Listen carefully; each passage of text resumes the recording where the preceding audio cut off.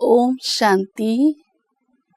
हम सबकी परम श्रद्धेय, परम आदरणीय, सर्व की अति प्रिय दीदी मनमोहिनी जी को हम सब बहुत स्नेह से, श्रद्धा से याद करते रहते हैं। वह गुणों की खान थी, विशेषताओं और शक्तियों से संपन्न थी।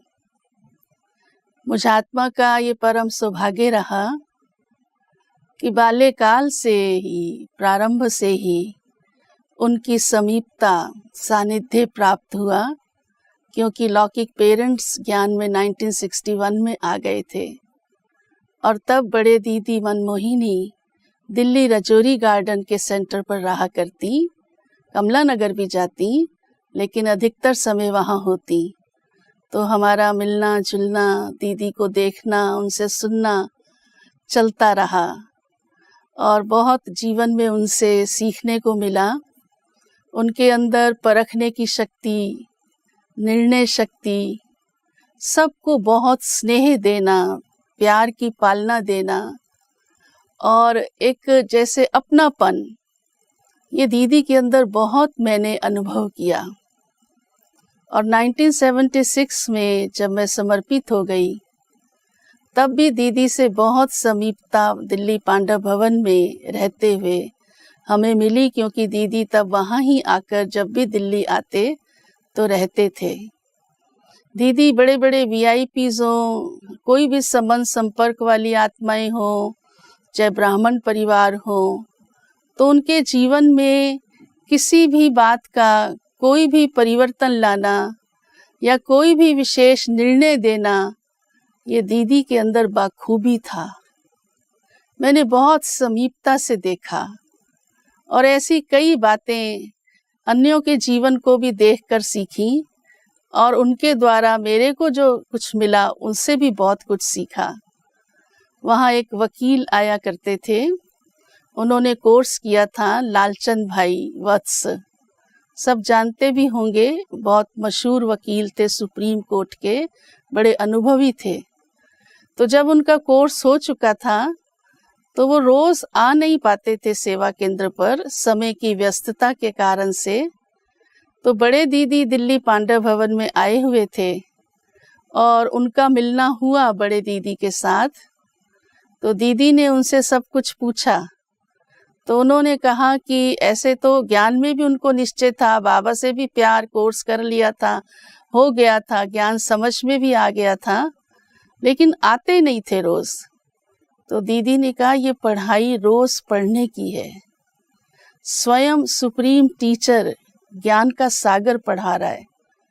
बड़ी अथॉरिटी से दीदी ने इतने बड़े वकील को इस पढ़ाई की वैल्यू बताई और कहा कि मैं तुमसे एक वादा मांगती हूँ।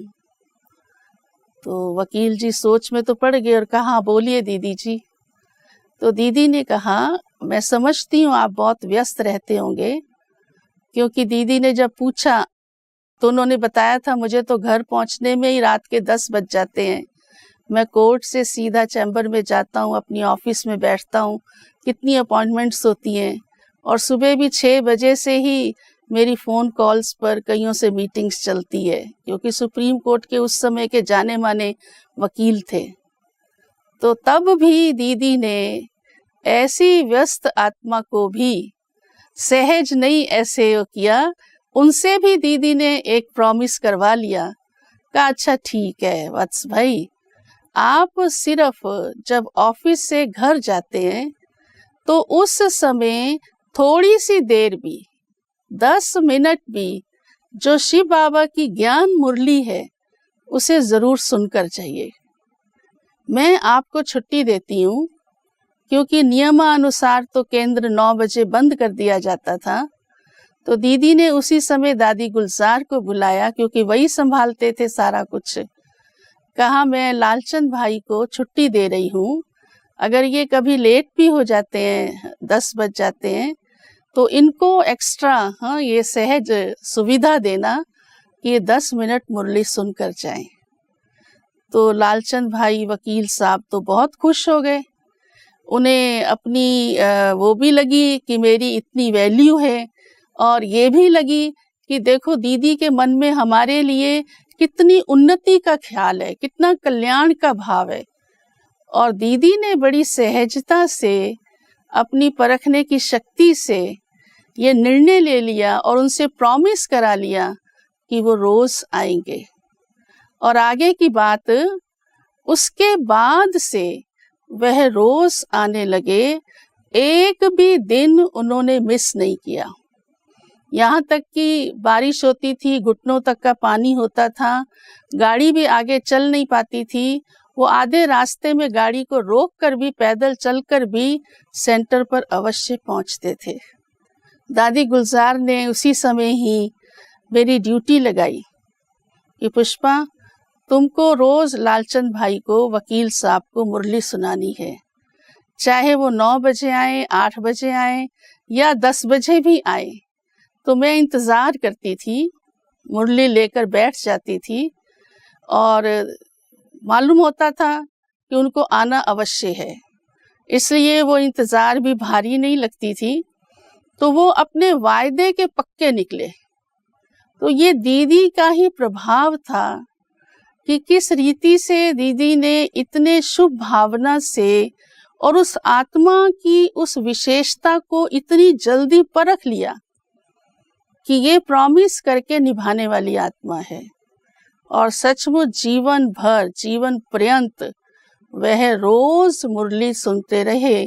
और ना सिर्फ इतना, वह ईश्वरीय कार्य में बहुत सहयोगी भी बने। वो तो आगे लंबी दास्तां है।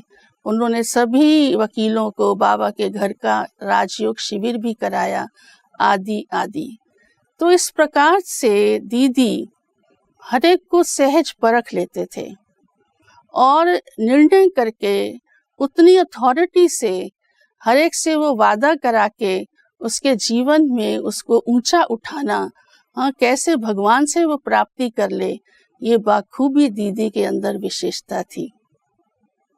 ऐसे ही दीदी, क्योंकि दिल्ली पांडव भवन में रहते थे, जब भी दिल्ली आते थे, कोई भी प्रोग्राम्स होते थे, तो एक बार बहुत बड़ा प्रोग्राम था, दीदी उसके अर्थ, क्योंकि दिल्ली की पालना दीदी शुरू से करते आए थे, तो 1 महीना के करीब दीदी वहाँ ही रहे।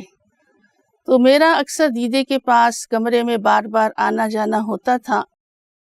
सेवा के कारण भी, प्यार भी था, और दीदी मुझे बुला भी लेते थे, क्योंकि छोटेपन से ही जानते थे। और एक जैसे बच्चे को पालना मिलती रहती है तो वो कितना क्लोज होता है और उसकी अंडरस्टैंडिंग बन जाती है, ऐसे ही मेरा दीदी से प्यार था।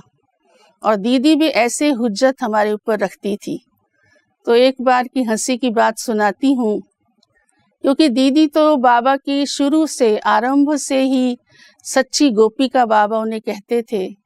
बहुत प्यार में सदा डूबी रहती थी बाबा के। बस एक बाबा, दूसरा ना कोई, वो दीदी के जीवन में था।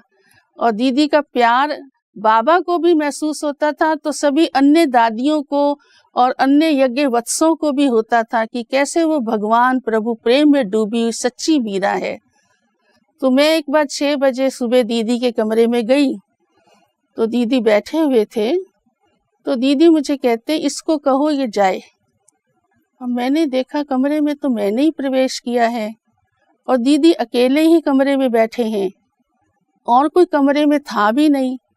फिर भी दीदी कह रही है कि इसको कहो ये जाए। तो मैंने सोचा कोई पीछे से आया होगा, तो मैंने पीछे घूम कर देखा तो कोई नहीं था। तो दीदी मुझे देख रही थी। तो दीदी फिर कहती है, अरे इसको कहो ये जाए। तो मैं फिर इधर उधर देखने लगी। तो मैंने, जब तक मैं पूछूं दोबारा से कि दीदी किसको कहूँ, तो इतने में ही दीदी ने फिर हाथ से, कमरे में शिव बाबा की लाइट सामने दीवार पर जग रही थी, क्योंकि सारी रात शिव बाबा की लाइट जगती थी। तो दीदी ने हाथ से इशारा किया, इसको कहो ये जाए। तो मैं उस लाइट की तरफ देखने लगी। मुझे समझने में फिर भी थोड़ा 1 मिनट लगा कि इसको कहो ये जाए तो इसका मतलब क्या है। फिर दीदी तुरंत बोले, जब तक मैं समझूं, दीदी ने कहा ये लाइट ऑफ कर दो, ये सारी रात मेरी सेवा करता रहा है, अब ये भी जाके विश्राम करे। तब मेरे को सारी बात समझ में आ गई कि कमाल है प्यारी दीदी, आपकी रग रग में शिव बाबा कैसे बसा है और आप कैसे शिव बाबा को हर घड़ी साथी बनाकर रहती हैं। सारी रात भी आप शिव बाबा के साथ ही रहीं और शिव बाबा आपके साथ रहे, और अब आप शिव बाबा के प्यार में उनको कह रही हैं। दीदी का कहना था कि ये परम धाम जाए, वैसे तो परम धाम का ही वासी है, लेकिन दीदी ने उनको अपने कमरे में अनुभव किया था, अपने कमरे में अपने साथ। तो अब जैसे दीदी कह रही है प्यार में, उस प्यार में जैसे एक सजनी साजन को कहती है कि अब आप थोड़ा विश्राम कर लो, तो मेरे हृदय पर उसकी इतनी गहरी छाप पड़ी कि दीदी का जीवन कितना हर पल पल भगवान से जुड़ा हुआ है और हर संबंध का अनुभव दीदी कितना प्रभु के साथ करती हैं। सचमुच जो भक्ति में गाते चले आए, जो परम भक्तों ने भी भगवान की महिमा की, सिर्फ वो दीदी के जीवन से नजर आती है। ऐसी प्यारी दीदी प्रभु दीवानी और सबको भी प्रभु प्यार में लाने वाली रही, और हम सबको भी ऐसी पालना दी जो हमारे दिल दिमाग में भी शिव बाबा के अलावा कोई भी दूसरा मनुष्य वास न कर सके। तो ऐसी छाप दीदी ने हम सबके जीवन में डाली। दीदी गाइडेंस देते थे, सभी निमित्त बहनें, टीचर्स बहनों को बहुत अच्छी अच्छी क्लासेस, गाइडेंस, शिक्षा दे करके कैसे आगे बढ़ना है, और किसी की कोई भूल भी होती थी तो बड़ी युक्ति से दीदी वो बताती थी कि कैसे उसको चेंज करना है। कभी अपमान करके या कभी ये बता के कि तुम्हारे से गलती हुई है, ऐसे करके नहीं, ऑफिशियल रूप भी कभी रख लेती थी, लेकिन क्षमा भाव भी बहुत होता था। ऐसी कई कहानियां हैं। दीदी बड़े प्यार से बुलाती और कहती, मीठी सखी ऐसा हुआ क्या? तो दीदी उससे ही पूछ लेती और उसको ही बड़े प्यार से समझा देती। तो ऐसी स्नेह की मूर्ति हमारी दीदी, क्षमा का सागर रही, रहम दिल रही, और इस यज्ञ को अपनी सेवाओं से बहुत आगे बढ़ाकर गईं। ऐसी महान विभूति को हम अपने हृदय से बहुत बहुत श्रद्धा के सुमन अर्पित करते हैं। ओम शांति।